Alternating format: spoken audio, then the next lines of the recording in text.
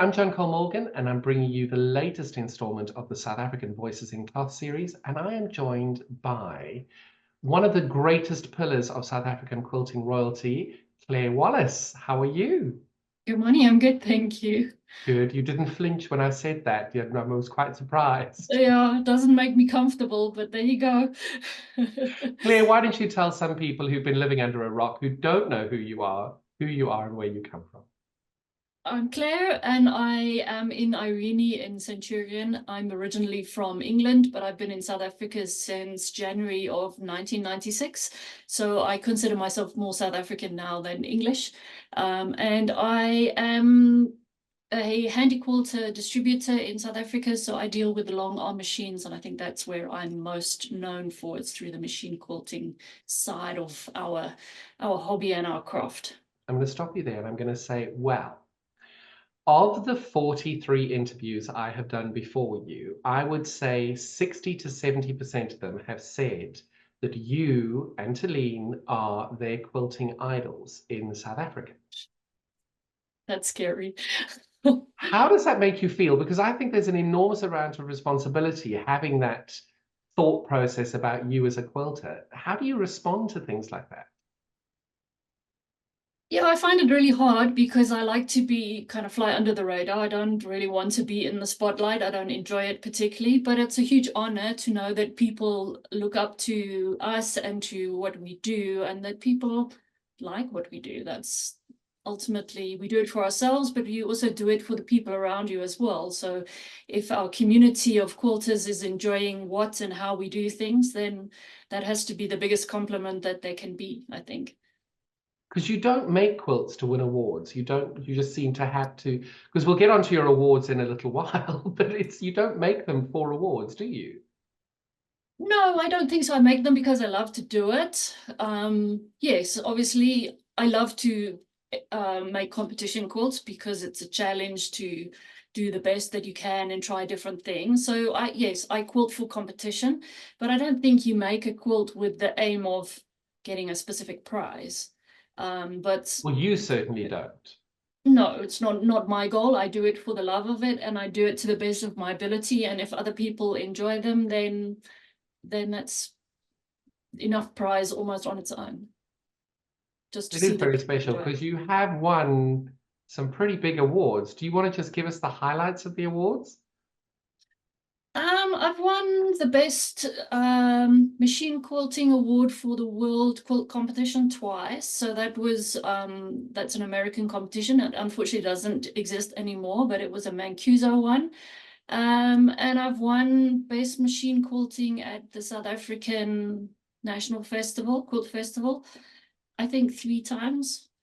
And my quilts I've won first prize, I've won third prize. So I've won a number of different awards. Yeah. And I've won a second prize at Birmingham, at the Festival of Quilts in Birmingham with one of the quilts.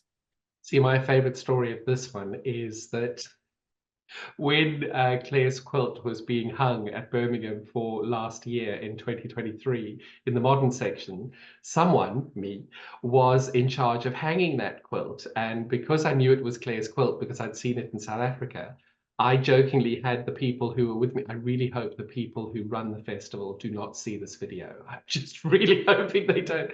But when we were hanging the quilt, I said to them, come on, let's put it on the quilt on the wall backwards, wrong way round. So the back was hanging out.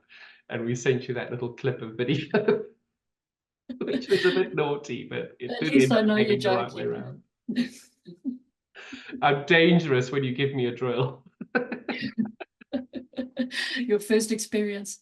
So tell me, how did you actually get into quilting and when did you start? I was thinking about it earlier. I think it was probably in around 2000, late 2004, early 2005. So it was in South Africa? Yes, yeah. So I'd never done any quilting before that. I'd always done craft things and I enjoyed making stuff with my hands. So I'm a rubbish artist, but I used to dabble just for myself, bit of drawing. I've done knitting, I've done embroidery, I've done all kinds of things, but nothing particularly accomplished, if I can put it that way, but I enjoyed making stuff. And then Alan's gran and his aunt were in Joburg, and we moved to Johannesburg and knew nobody. And my eldest daughter was 18 months old. So we used to go and visit Granny and Auntie Cheryl, and they were always quilting. So they sort of said to me, nah, come along to a guild meeting.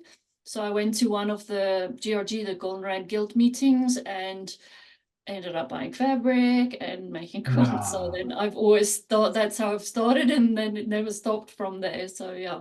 And what has been, because obviously you've had quite an accomplished career. So, and it's not that long ago, 2004. What's that, 20 years? 20 years this year? Yeah, I that hadn't thought sounds of that, longer had you? actually than it feels. But what has been the highlight for you? Because obviously you've done an enormous amount.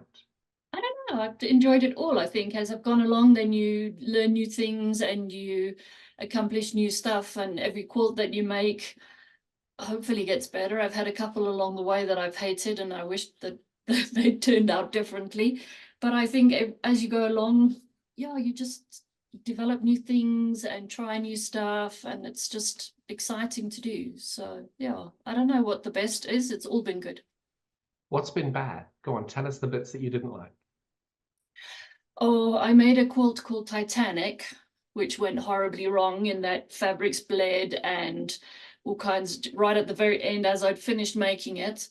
I had blue and red fabrics that bled, and I had to do all kinds of stuff, and it was never, I had to add on, I had to applicate on like strips to try and disguise where the fabrics had bled. And then I used a laundry product that was supposed to remove the bleed, but actually took half the color out of the fabrics. And yeah, so it's not my favorite, but it still won me a prize, which is kind of, I always feel bad about it. But yeah, that was one of my horror stories, because you put so much effort into a quilt and then it all goes wrong right at the last minute. So yeah, I that's think that must probably be my hard. least favorite time. I was going to say it must be devastating. I'm not sure I would have recovered from that. Yeah, it's Talina and I playfully call it the teenager, because it tested me in every single way possible. So yeah, it's currently just folded up in the cupboard, and that's where it's banished. So it's going to stay there. It doesn't get Do you think displayed. there'll ever be a day where you actually open that cupboard and go, actually, I'm going to try and fall in love with you again? No, no, I was actually contemplating cutting it up into pieces and giving it away. No! You know what you should do? Raffle it off. Yeah, I don't know. But yeah, other people like it, but it's got too many Yeah. negative experiences for me now. Yeah. No, you can't. But it is always interesting, and maybe this is a hard question. Do you actually think, because other people like it, do you think you're just overcritical and can see all the errors and the things that went Oh wrong? yes, for sure. Nobody would know what was wrong with it if you don't tell them. But just because of, I know the struggles that I had with it and what it was meant to be like compared to how it turned out, I think it's just soured it, because it was so much stress to try and get it to a point where I could still send it to a festival. Now, speaking of festival, we've got the Festival of Quilts in South Mm, Africa coming up in a few weeks. We yep. record this a bit in advance. We're looking at July 24. You're obviously going to be there. What is your Yes. highlight? What are you looking forward to the most? I just really want to see the quilts, I think. It's always really great to see the quilters come together and just enjoying themselves and relax. So there's always a really nice vibe. But for me, actually going to see the quilts and to see what people have made and the colors that they've used and the different techniques, I think that's going to be really nice. I think there's going to be a lovely display. Now, obviously, you being an inspiration to so many other people, you and Talene, you as well on your own, do you have inspirations of quilters in South Africa that you look up to? And maybe not South Africa, maybe the world, because obviously you've got so many different influences around the world. Because I'm sure Talene inspires you as well, because Yeah. she's just a powerhouse of knowledge. Yeah, it's difficult, because I think every quilt has the potential to inspire you. So it doesn't need to be any one particular person. So Facebook, Instagram, guilds, all those places can inspire, because you're always coming across something that's different, or a color combination that you like, or an applique technique, or a design that triggers some kind of an idea in you. In terms of people, I just love Marlene Turner. She's one of my favorites. I love her handwork and her hand quilting. That would be something I would really aspire to do. And one of the people that got me really going in quilting in the beginning is Ina Meyer. Was up here in Centurion, but she's now down in the Southern Cape. There's a little firecracker, that one. So locally, those are probably the people that I look to the most. So internationally, I keep a fairly close eye on Margaret Solomon Gunn and also Betha Ann Nemish. They are two highly accomplished long arm quilters, and also Marilyn Badger. I love her. I love her as a person, and I love her quilting as well. So yeah, I guess I keep an eye on what they're doing, and wish one day I could make something similar, because those girls are on a different level altogether. So yeah. Do you know what I love is everybody thinks you are on a different level, and the fact that you think somebody else is on a different level, it's really inspiring, and I love that. Do you ever get to a point where you actually look at it and do you think you're on a different level? I think I've had the advantage of just many hours and hours of practice, because I started off quilting for people. I've got thousands of hours of practice behind a long arm machine that a lot of people don't have. So I don't know that I'm on a different level, but I've got a bit more experience, because I don't have to make a top to be able to quilt it. I've got them coming in the door from customers. I quilt less now than I used to, but at one stage I was quilting 150, 160 quilts a year. And So you those are all build up, custom, those aren't edge to not edge. all, but a lot of them. So that you build up a huge amount of experience and control of your body for moving the machine and ideas. So I think it's not necessarily that I'm on a different level. It's just I've had plenty of practice. I love to do the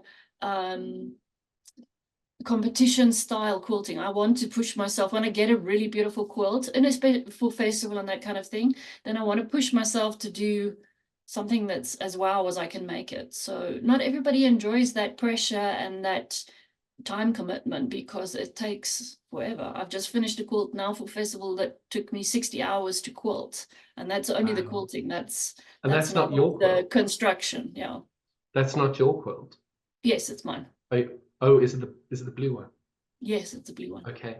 I'm so lucky to be able to call you one of my friends, and I'm able to see sneak peeks of it. And I find you phenomenally inspiring, because the dedication you have for your background fabric and filling it in ways that I dream of being talented enough to do. It's very inspiring. But as you say, lots of practice. And Yeah, and it's not rocket science. It's just practice, and it's being aware of what you can do. There's so many things that you can do. I think as a beginner, you end up being completely overwhelmed.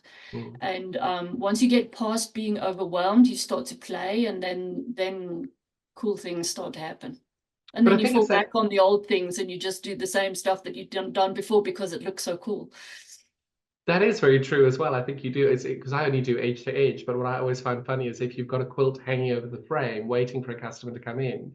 When a customer comes in, you go, "That's so lovely. I want that design," and then you do that design, and then it just feels like you're only ever quilting one specific design, because it is so beautiful and it works so well. Some things just work really well, and so why change it? Exactly. Ain't broken, don't fix it.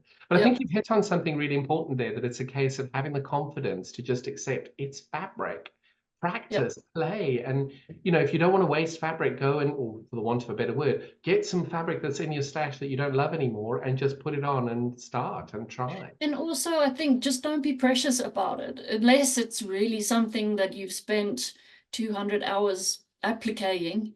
Don't be precious about it. Just have fun with it, because you can overthink it and end up never finishing it, because you feel like it's never going to be good enough.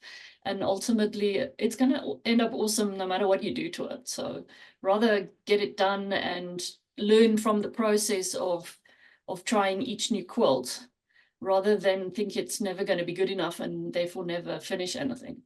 Do you think there's a lot of pressure about people being perfect in their quilting journeys?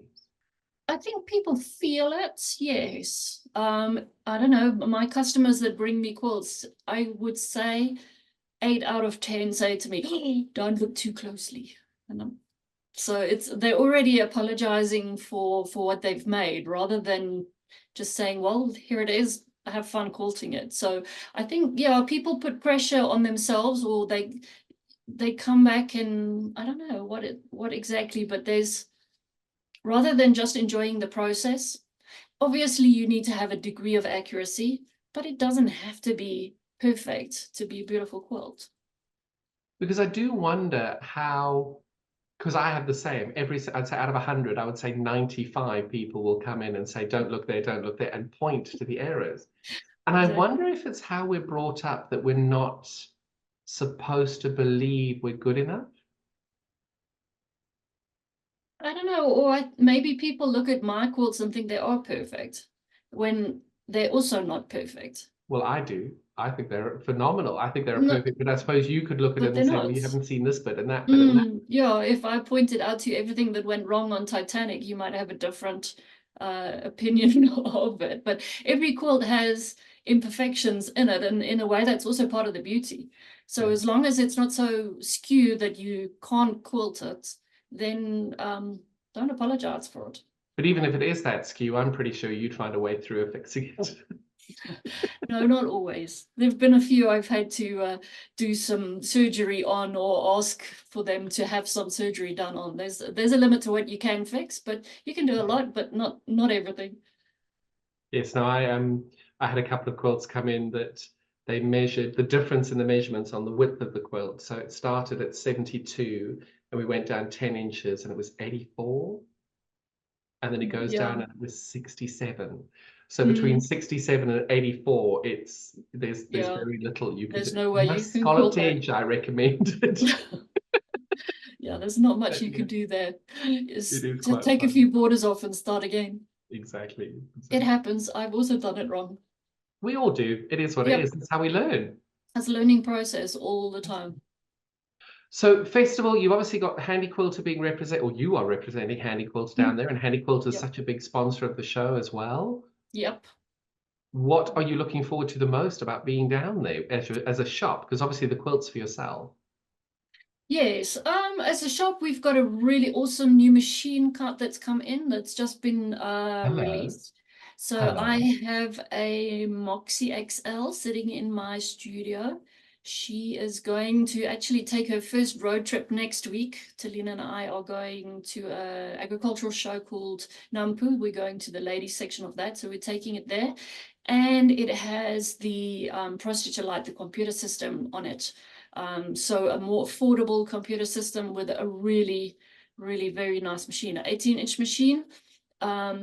With the latest technology, it feels amazing. It's quieter than I was expecting. So I'm looking forward to showing that to people and letting them play on it and getting them to actually touch it and to move it and to quilt with it. Oh, it's going to be amazing. I love it when Handy Mm. Quilter come up with new toys. I love it. Mm.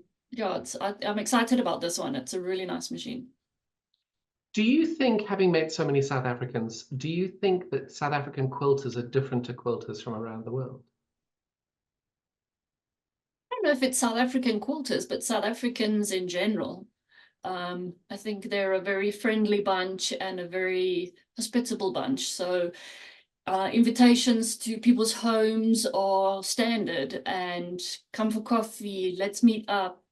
Come, are you missing a fabric? Come and look in my stash. That's just how people operate here. And having come from the UK, I'm not sure that it's the same. I have to be honest and say I moved to South Africa just after university, so my adult knowledge of the UK and what it's like to be an adult in the UK is limited. But growing up, we never went to people's homes and bride or had a meal or socialized in people's homes. So I I think there's a found very that just so different strange when I friendly came here. culture. I found that Mm. so strange when I came here because growing up in South Africa, it was so you don't even think it's just normal. You're going to Mm, someone's house for a drink after work or just popping exactly. in and you didn't need to ring in advance. You just turned up. You didn't care whether their house was messy or not. You were there to see them. And it's so, I've got friends here that I've had for 23 years and I have never set foot in his home. Yeah, it's weird. So I And we're think really close that's friends. different about South Africans in general, and the quilters especially. They're just a really friendly bunch. So Mm. I love my customers, and we're more of a family than we are a client and shop kind of thing. We are friends and family. It's very, very true. So, voices in cloth. What drew Hmm. you to taking part, other than me begging you and twisting Yeah, my arm at every somebody called available John Cole turn? Morgan. Yeah, I really like your sort of. I never really thought of it about the South African culture of oral history. It hadn't really struck me before. Maybe as a British person, that hadn't struck me as being the way that things worked here. So I like that idea. And it was just a smallish quilt that I could try and squeeze in between bigger projects that I thought, okay, this is manageable. I'll give it a bash. And you've done it amazingly well, as always. Oh, Tell us a thanks. little bit about your piece.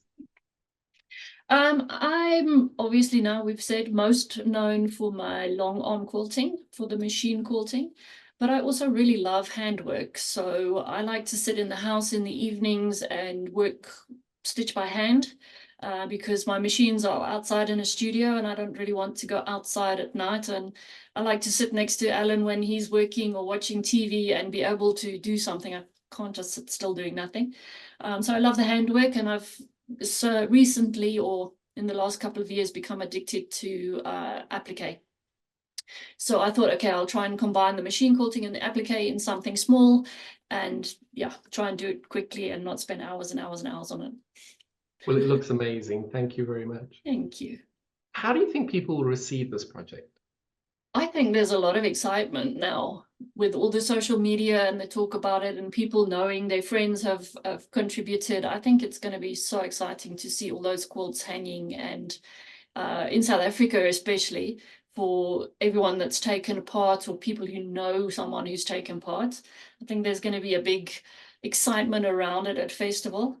It'll be interesting to see how it goes in the UK. I believe you've got uh, Indeed, some yes. There are a few. exhibitions lined up for it to be able to Well, see I it, to haven't be signed the seen. contract just yet, but yes, we've Uh, got things in the About time you pipeline just did. at the minute. I'd love to be on a fly, to be a fly on the wall on there, and to actually listen to what people say and what they think, and yeah, what the reaction would be there. I have no idea, but hopefully just as positive as it will be here. I think the quilts are going to be so varied. It's going to be really interesting to see how different people perceive it and what they've put together as their voice. It's going to be interesting.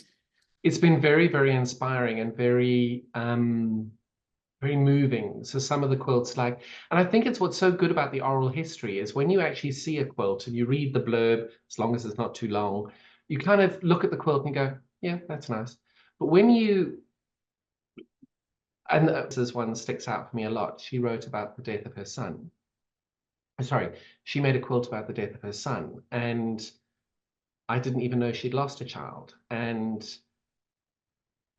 we were both in tears. And it was hearing about that quilt and seeing her emotion about it and her raw, it's a very powerful thing. And you know, some people have made quilts about the death of family members, and it's very, very powerful hearing the stories of a quilt from somebody, just letting them trust the process, that people will Mm. hear what they've said and relate to what they're saying. I think it's a very, very humbling position to be in. And it was only then that I realized that the quilts are amazing. The display is going to be spectacular. Mm. I can't wait to Yeah. show everybody. But for me, the heart of this project is these interviews, Mm. because it is the actual voice of the people doing it. And it's a very powerful thing to be able to hear people's stories. And yeah. And to me, it's so much more real and alive than a written, typed 60 words or whatever you might be allowed to describe. And when you hear someone actually voice it themselves, and it's so much more powerful. And it is a very different experience as well. Mm. You know, hopefully we can get it right. I'm sure you will. I think you already have. What do you think's next for you in your quilting journey? I honestly don't know. I've just completed a number of quilts for festival that I've so enjoyed making. So I'm now at a point where it's like okay, what's next? And I actually don't know. So I think festival has the potential to be that springboard, that inspiration, that maybe there'll be something there that makes me go, ah, okay, that's what I want. That's what I need to do. But at the moment, I really don't know in terms That's of my own exciting. personal quilting. It's a nice thing. It's exciting, but it's also scary because what am I going to do? What am I going to do with myself? I don't know We'll what to find start things to do. and do. Worst comes to the worst, Yeah. you put it on your Facebook, available for client quilts, bring them in. Exactly. No, but yeah, then I need something to do in the evening. So what is it going to be? I might have to hand piece a quilt or something like that. Hand piece and hand quilt it. Have you ever done Just English paper piecing as a quilt before? I've used hexagons in part of a quilt, but then I made like a star shape with it and applicate that onto a background, which I then quilted. So yes, to some degree I have.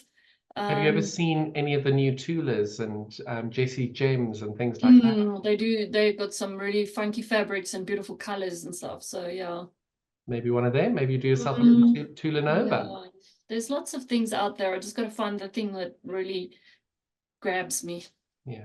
I think as well, it's also the fabric that you're going to use and how you're going to express the Mm, colors and stuff. So, yeah, that's it. I'm waiting for that spark of inspiration. well, festival's not too far away. No, less than 2 months now, huh? I know. Yay! 2 months today, we'll all be having breakfast together or lunch Yes, together now, right now. exactly. No, that'll be cool. Looking forward to it.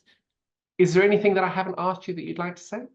No, I just hope everybody enjoys the project and thank you to you for putting it all together. I think it's been amazing and I'm sure your stress levels are through the roof, but They genuinely aren't.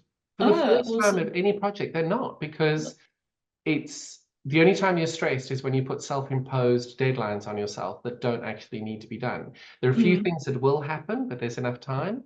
And I'm getting such joy out of doing this. It's been really special. And I'm awesome. really not stressed. For the first time ever, I'm genuinely not stressed about it. It's just loving the process, thoroughly enjoying getting to know quilters that I didn't know before, and just being able to enjoy the process. Because I think we are all very guilty of forgetting this is meant to be fun. Mm, This is yeah, meant to be exactly. enjoyable.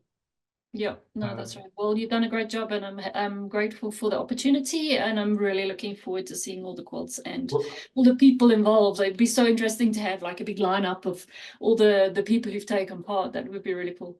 anyway, but it's for a good cause, and hopefully we make some money to get people quilting. Yeah, that would be an added bonus, hey? That would be really fantastic. Definitely. Careful, I'll come and steal Titanic and we can auction it off. Okay, we'll chop it up and sell little pieces of it. No, no, we'll raffle it off. Nobody sees the error. We'll raffle it off.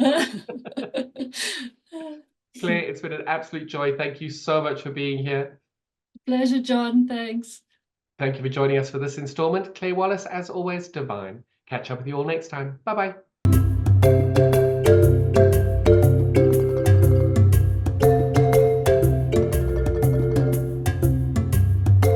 Hi, my name's Claire Wallace. I'm from St. Irene in Centurion. I made a quilt for John for the Voices in Cloth little miniature exhibition. It is called My Voice in Cloth. I'm not very good at names of quilts. It is a small quilt with an applique springbok on it made from silk, and then it's quilted using my long arm machine in the background with an African pattern that I felt reflected my life and my love for South Africa.